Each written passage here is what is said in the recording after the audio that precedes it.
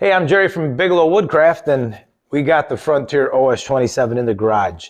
I'm going to work on it for the next couple of weeks, do a few things to it that I've been meaning to do to it. One, I want to get the auto lube system on it, and I've got a couple other things. I want to change the bearings out inside the behind the blade, and just go through it, give it an oil change as well. But I wanted to get it out of there. But you saw me chiseling that sawdust and water out of there.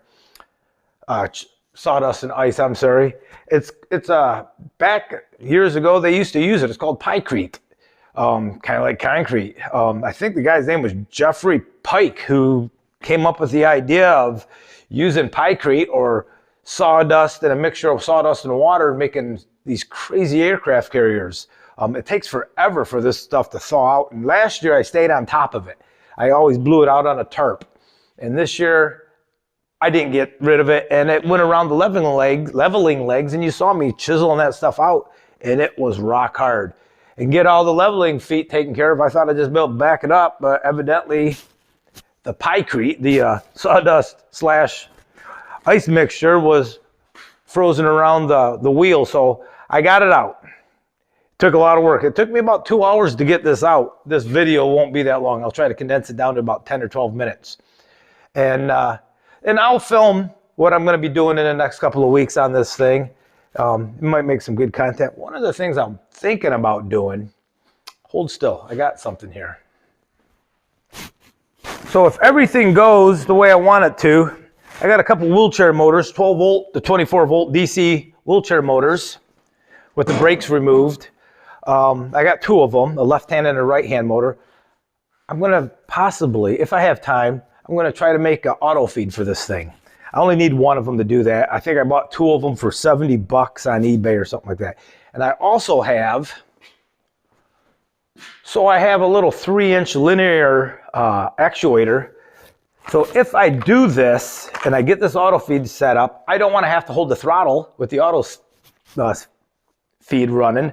So I got this linear actuator that will move in and out 3 inches, and it will run the throttle. So that's that plan. I also want, you saw my bandsaw sharpener. If you didn't, go back and watch. I never showed you how I built it, but I have a pulse width modulation control unit. These are 30 amps, which will easily control these motors that will control the speed of these. And we'll see if I get time to get around to it. I got some of the parts. I need to get some sprockets. These are 70 RPMs at 12 volts. That's what I counted. I put a black mark on it and sat there and counted it for a minute. And it was approximately 70 RPMs. So I figured out the size chain I need, along with the gear drives I need. So we'll see if I get that far, but that's kind of what I like to do.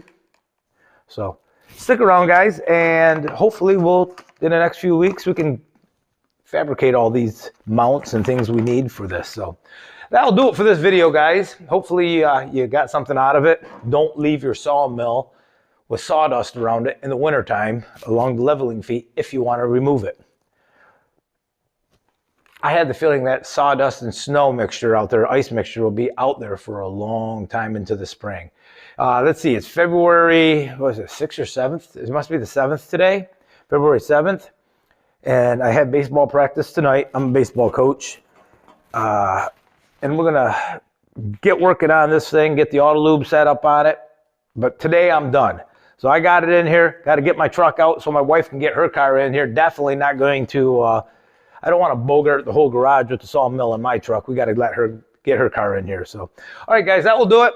Hopefully you like this video. Give it a thumbs up, leave a comment, subscribe, and you guys all have a fantastic day. Take care.